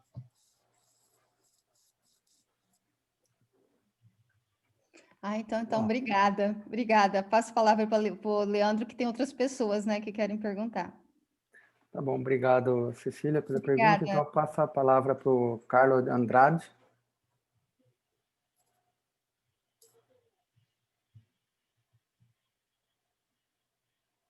Carlos, seu microfone está mutado. O microfone está desligado aí, cara. Oi, vocês podem me escutar agora? Agora sim. Tá, perfeito. Tá, joia, me desculpem. Primeiramente, queria comentar o professor Navô, a professora Cecília, né? O professor Tomás, o professor Leandro. Acho que essa discussão é muito pertinente, né, aos tempos atuais, né? E eu não quero me alongar, mas eu queria fazer 2 comentários ou perguntas, não sei, um pouco ortogonais entre si. Acho que a primeira vai primeiro com essa discussão que a gente acabou de ter, e eu vejo também isso como um choque de gerações, né? Se eu pensar que a minha geração e a geração do Leandro teve um pouco de choque com as gerações dos senhores, né? Do professor Navô e do professor Tomás, né? E a gente vê hoje nessa geração que a gente chama de millennials, né? Ou outros nomes que eles dão, né? Muita gente vê ele como alguns preguiçosos, vamos dizer assim, né? Desculpe, eu não quero realmente falar de ninguém aqui, né? Mas é uma geração, é uma coisa que a gente escuta muito, né? Ou extremamente dependentes, né? Por várias razões, né? Por questões de criação, por questões de contexto atual do mundo, né? É uma coisa que eu vejo também, que me parece, né? Essa percepção que eu tenho, né? Principalmente da onde que eu vivo, né? Particularmente eu vivo nos Estados Unidos já há 10 anos. Eu vejo que essa nova geração, aparentemente elas partem de uma transição, de uma dependência muito grande que eles têm das famílias, principalmente dos pais, né, para uma dependência muito grande dessas outras ferramentas, né, vinculadas à internet, né, redes sociais, etc., né. Então tem um contexto aqui, né, que eu acho que, além do contexto de realmente criar uma certa dependência, né, e aí a gente tem realmente, inclusive, casos que parecem com dependência psicológica ou química, né, como qualquer outra dependência que a gente vê, mas também tem essa questão da transferência do papel dos pais, né, para essas ferramentas, de um jeito para você realmente alimentar, né, essa necessidade de appraisal, né, de reconhecimento. Obrigado, muito obrigado. Me desculpa, às vezes foge as palavras. Essa vontade de reconhecimento que era alimentado pelos pais e familiares, agora estão sendo alimentados por outras vias, como a internet, né? E esse reconhecimento e essa questão também de facilidade, né? Por exemplo, conheço os pais aqui que por toda a vida desses alunos, né, foram lá tentar achar lugar para os filhos morarem nas universidades, né? Eu, quando eu fiz a minha universidade, eu mesmo procurei lugar onde morar, eu negociava meus próprios aluguéis com minhas repúblicas, etc., né? E aqui eu, pelo menos, eu vejo, não, aqui os pais todos tomam conta. Inclusive, uma menina que se acabou de formar no MIT, de um colega meu de trabalho, né? O pai teve que ir até Seattle para procurar um apartamento para a moça morar, né? Sendo que era uma moça de 24 anos, formada no MIT, né? Quer dizer, cadê a capacidade dessa pessoa, que provavelmente é inteligente, né? Formada no MIT, de se relacionar com o seu landlord, né, com a pessoa que está alugando um apartamento, ou quarto, ou o que seja, né? Isso me assustou um pouco quando ele falou isso, né? E ele também, né? Ele é um indiano já, provavelmente da idade dos senhores, né? E talvez um pouco mais novo, né? Que também viveu percalços na vida, né? Mas ele mesmo se assustou de ter que fazer isso, né? Mas por vários motivos ele o fez para a filha. Então tem essa questão aí, né? Que vai um pouco dessa, eu não sei, essa transição de geração, né, e a transferência de dependências, né, entre pessoais para as ferramentas, né. E uma outra coisa que eu queria comentar, e eu vou ser breve aqui também, ortogonalmente, acho que, na verdade, talvez seja até o começo dessa palestra, né, que infelizmente eu perdi, né. Eu vejo muito essas grandes empresas, né, Google, Facebook, eu diria Amazon, eu diria a Microsoft, talvez outras empresas também, né? Elas funcionam muito como uma máquina de propaganda que a gente teve ao longo do tempo na história humana, né? Talvez eu possa citar alguns exemplos, né? A gente pega a máquina de propaganda política quando surgiu a imprensa ou quando surgiu a televisão, né? E eu sinto, né? E aí é um sentimento particular meu, mas eu vejo também que isso é compartilhado por alguns colegas de trabalho, né? Que a maioria desses políticos, né, os governos assim, não tem muito interesse, tem interesse, mas não tem interesse em controlar essas ferramentas, porque se a gente observar um pouco mais de perto, né, grande parte da receita do Google e do Facebook, por exemplo, estou citando essas duas empresas somente como exemplo, mas a gente acha que pode extrapolar isso um pouco mais. Mas se a gente pensar nas duas, grande parte da receita deles advém de propaganda política, né? Como disse para os senhores, eu moro nos Estados Unidos, né? Eu não posso ligar a televisão, seja na TV aberta normal, ou seja assistir alguma coisa no YouTube, você vai ver uma propaganda política assim, e é totalmente dirigida, né? Porque eles têm, né? Se eles não têm meus dados, eles têm os dados da minha esposa, eles sabem mais ou menos o que a gente gosta, não gosta, e tem as propagandas políticas que tenta inverter. Então, tem essa questão ortogonal também. O quão interesse, né, esse vínculo entre as grandes empresas e os políticos ou governos, né? E aí, governo, a gente tem oposições, né? Mas os dois lados estão interessados, né? Nesse jogo, né? E o que a gente pode fazer, talvez, como cidadão comum, né? Além de, sei lá, a gente pode boicotar algumas dessas ferramentas. Eu, particularmente, não uso a busca do Google, uso o DuckDuckGo, né? Mas eu uso o Gmail. Então, assim, eu não provou toda a minha informação para o Google, uma parte só, né? Obviamente, a gente tem que ter um certo balanço aqui, né? Então, assim, fica para discussão, né, todos nós, o que a gente, como cidadão, né, pode pensar nisso, né? E como que a gente pode, inclusive, gerenciar os nossos filhos, né? Eu tenho um filho pequeno, né? Para entender que muito dessas coisas é propaganda política como se foi feita, por exemplo, há 100 anos, 200 anos atrás. E geraram crises, né? Se a gente pensar no nazismo, por exemplo, nazismo ele ganhou força por causa a gente tinha uma Alemanha quebrada, né? E a propaganda foi muito forte. Então, convenceu-se muitas pessoas daquilo era certo, né? E não é muito diferente do que a gente tem hoje. Hoje é um pouco mais sutil, mas se convence que ter um iPhone 12 é a melhor coisa do mundo hoje. Será que isso é verdade? Né? Se convence que você deixar de assistir televisão, ler um jornal impresso e assistir só Netflix é a melhor coisa que você pode fazer. Será que isso é verdade? Né? Então, tem uma parte dessa propaganda, a máquina de propaganda, né? Que ela mudou um pouco de contexto, né? Só que ela é muito mais forte hoje, obviamente, por toda a ciência de dados que a gente tem. Tá isso, meu comentário. Sim, não, comentário muito interessante. Mas, assim, Carlos, né, Carlos? Isso, professor. Tá, Carlos. Na verdade, é o seguinte, eu não enxergaria como choque de gerações. Claro que existe, entende? Claro que existe. Mas, assim, eu, pessoalmente, eu não gosto de dizer, na nossa época é que as coisas eram boas, etc. Uhum. Eu acho que não. Acho que a gente tem que olhar, as coisas evoluem, as coisas mudam e é isso aí. Mas o que você colocou que me deixa preocupado é essa sua sensação que aquela dependência dos pais está passando para a dependência das ferramentas, né? Que é um pouco o que a Cecília estava falando há pouco, né? Que queria o reconhecimento e tal, essas coisas, isso aí. O problema que eu vejo é o seguinte, esses algoritmos, essas empresas, elas tentam te tornar dependente, né? Por quê? Porque o que eles querem? Eles querem que tu use a ferramenta dele, né? Por quê? Porque se tu usar a ferramenta dele, eles podem botar os anúncios, podem vender e vão daí conseguir dinheiro, etc. Então, é um pouquinho uma roda viva ali, onde... Então, agora, o problema é quando esses algoritmos, né? Uma coisa que a gente tem que entender, claro, é que porque todo mundo diz, inteligência artificial. Para aí, gente. Quem faz esses algoritmos são pessoas. Somos nós, com todas as nossas qualidades e com todos os nossos defeitos.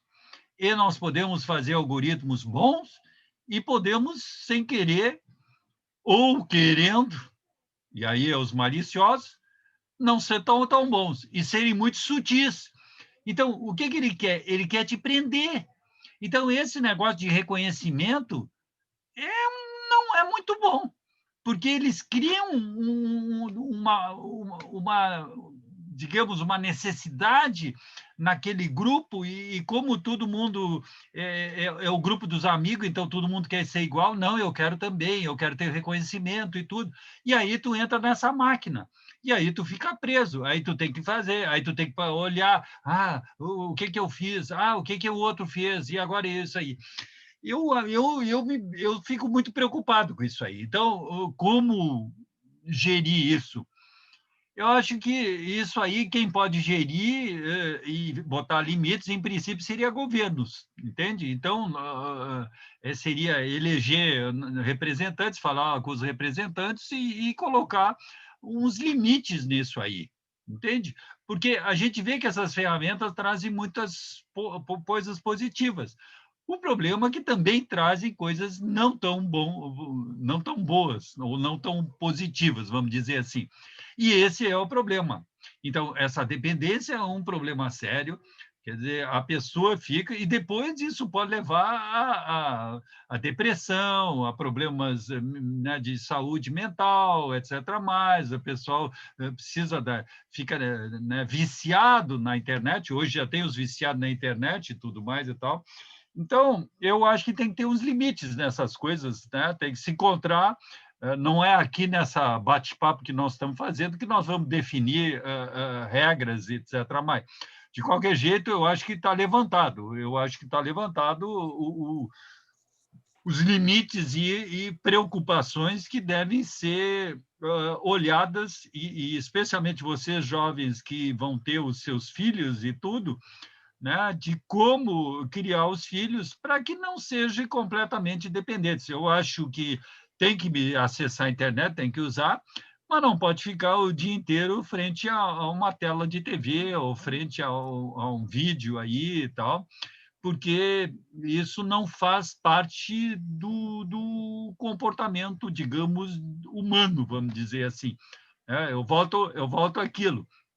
O animal homem, né, é um animal social, entende? Ele precisa desse relacionamento social e tudo mais. Então, não pode se trocar agora o social humano para um social para a máquina. Essa dependência de máquina me deixa preocupado e tal. E eu volto a dizer, esses algoritmos, né, em princípio, esperando que eles sejam, não, mas eles podem ser maliciosos, né? Eles podem te levar a dependências, e é isso. Infelizmente, para ganhar dinheiro, de repente, tu fica dependente de algoritmos que te dizem que é importante fazer isso, fazer aquilo, comprar aquilo, jogar na internet, coisas desse tipo. É isso aí, é a nossa sociedade. Bom, obrigado, Carlos, pelo comentário, obrigado aí, Navô, pela complementação.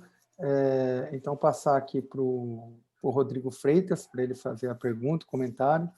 E eu acho que não tem mais ninguém inscrito para fazer pergunta, então a gente vai conseguir terminar aí até o próximo compromisso do professor Navô. Rodrigo, Sim. a palavra está com você. Opa, obrigado, tudo bom? Tá. Tudo bem, Rodrigo? Opa, tudo bom. Bom, é só uma pergunta bem pontual, na verdade. Eu achei muito interessante o comentário de se buscar alternativas, né, para a internet em si. E até pensando dentro da internet, acho que o Carlos comentou, né, de buscar alternativas para esses grandes serviços aí que especialmente coletam dados. E ele comentou do DuckDuckGo. Mas aí eu tenho um sentimento meio de estar encurralado, no sentido de que garantia eu tenho que o DuckDuckGo segue a política de privacidade dele. E ainda assim, né, o Google, por ter uma coleta de dados muito maior, provavelmente vai conseguir oferecer uma qualidade mais apelativa no serviço, né, tornando mais difícil de evitar o uso. E até pior ainda, né, tem vezes que o uso ele é, não sei, inevitável. Por exemplo, o e-mail institucional da Unicamp está no Google Suite. E aí eu sinto que em diversos momentos é quase impossível sair dessa armadilha aí de coleta. Eu queria saber se tem algum comentário de como buscar mais alternativas quando parece que não tem saída. Pois é. Não, dizer que não tem alternativa, eu acho que a gente sempre tem alternativa na vida, né? A gente sempre tem alternativa. Se eu quiser, eu posso não usar nada disso. Claro, eu vou ser considerado um alienado, né? O pessoal vai me olhar estranho. Pô, esse cara não usa. Mas, assim, sempre tem e tal. Sobre o que tu estava dizendo de acesso ao e-mail, né? Que parece que tu estava dizendo que a Unicamp já botou o e-mail dele no Google, né? É isso que você estava dizendo, né, Rodrigo? Sim, sim. Pois é. Eu fui diretor do Instituto de Informática, isso já faz mais de 10 anos e tal. Na época, eu fiz questão de manter, né? Então, a gente manteve o nosso e-mail, viu? Até já estou falando. Tá? Mantivemos o nosso e-mail ali e tal, porque era até um tipo de uma certa autonomia e independência, tu entende? Dava problema? Dá. E é exatamente o que tu está dizendo. Tu dissesse, tá, mas como o Google é grande, ele vai me dar um serviço melhor. É verdade. É verdade. Efetivamente, ele funciona bem. Cuidado. Tu vai na China, o Google não funciona. Funciona, as ferramentas da Microsoft funcionam, mas as da Google não funcionam. Eu tive na China, aí o Gmail não funcionava. Eu tenho Gmail. Eu uso com parcimônia, uso aqui. Mas o meu mail é do Instituto, e o mail do Instituto, por enquanto, e tudo. Porque, sem dúvida, é um problema, porque, assim, tu manter um serviço de e-mail ali da universidade implica ter funcionários, implica ter investimento, ter os servidores funcionando, etc. Mais e tal. É um problema, mas eu acho que é um pouco um preço que a gente tem que pagar um pouco para manter um pouco de autonomia, entende? Vê bem, eu mesmo estou te dizendo, eu uso o Gmail, eu tenho um Gmail, eu tenho conta Gmail e tal. Eu tenho até da Microsoft, que por sinal é mais intrusiva, porque ela quer juntar tudo e tudo, né? Mas eu acho que a gente tem que tentar manter um pouquinho, entende? Então, tu está dizendo que não tem caminho. Não sei, eu acho que tem que se usar essas ferramentas, é uma coisa inelutável, sim. Mas eu acho que nós temos que ter algumas alternativas. E eu acho que aí é uma questão de política nossa, entende? Que tu está na Unicamp, chegar lá, não, eu acho que a gente tem que ter o nosso e-mail aqui e tal. Eu sei que muita gente vai dizer, não, mas não vale a pena, tem que, tem que ter o administrador ali, não sei o quê, tem que vestir dinheiro. Mas é um preço a pagar para a gente ter autonomia, né? Um pouco de autonomia, um pouquinho de liberdade de ação e não ficar completamente... Vamos pagar algum preço? Vamos, porque a máquina vai estourar, aí vamos ficar sem e-mail durante uma manhã, uma coisa assim, vai ser o deadline para mandar um artigo. Que raiva esses caras incompetentes. É isso aí.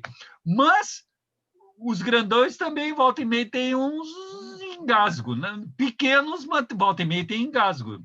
Olha, eu posso falar tranquilamente, assim, porque eu tenho ex-alunos meus que estão lá na Google trabalhando, e amigos, tu entende? Então, eu tenho ex-alunos na Google, eu tenho na Microsoft, etc., mais e tal, né? Visitei a Microsoft, visitei a Google e tal, né? Assim, eu tiro o chapéu para eles, tá? Os caras viraram essa potência e trabalham bem. Tem que reconhecer, tem que reconhecer. Agora, eu acho que também não dá para deixar o Deus dará, né? Quer dizer, o que está acontecendo? É isso que a gente viu dessa nossa conversa aqui. O que a gente está vendo? Uma dependência, tá? Esse negócio de reconhecimento, as pessoas estão ficando... Aí eu acho que algo que não está muito bem está acontecendo. Isso não é por aí. Isso é certamente para nós mesmos, para os nossos filhos, netos e tudo. Se começar a criança a ser dependente desde pequena, não sei, não vai ser bom. Vai ser uma pessoa irritadiça, não vai ter não vai ter condições de se relacionar com o outro, porque ele só se relaciona com uma máquina, então vai ter dificuldade na sua futura família, entende? Não sei, e a criança que não tem, digamos, o afeto paterno, materno e tudo, aí, bom, isso é para vocês, a tua geração aí é que tem que resolver essas coisas para o bem, tá? Mas assim, a gente vê que essas coisas são importantes. Por outro lado, eu acho que nós temos que ter limites, tem que ter algumas e temos que ter alternativas. Eu acho que temos que construir algumas alternativas, não muito grandes, mas para ter a opção e não ficar demais dependente completamente desses ambientes aí, tá? Então tá, Rodrigo. Obrigado, Rodrigo, pela pergunta. Obrigado, Navô, aí pela resposta. Então, antes de encerrar, já que não tem mais nenhuma pergunta, seria interessante aí para quem não assistiu ainda o filme O Dilema das Redes, que está na Netflix, fala bastante sobre essas questões que foram discutidas aqui hoje. Então, gostaria de agradecer novamente aí o professor Navô por ter aceitado o convite. A palestra foi muito interessante, é um tema bastante relevante aí para principalmente a nossa geração aí refletir, né, igual foi colocado. Muitos são dependentes mesmo hoje, é complicado. Hoje em dia eu acordo, eu primeiro vejo o e-mail, depois eu vou escovar o dente. Antes de levantar da cama, eu já estou com o celular que dorme debaixo do travesseiro. E muitos fazem isso, essa geração mais nova. Então, eu gostaria de pedir aí para todos os participantes, já que a gente está aí com essa palestra remota, para ativar o microfone para a gente dar uma salva de palmas aí para o Navô pela palestra que foi dada. Vou pedir aqui, só um minuto. Então, ok.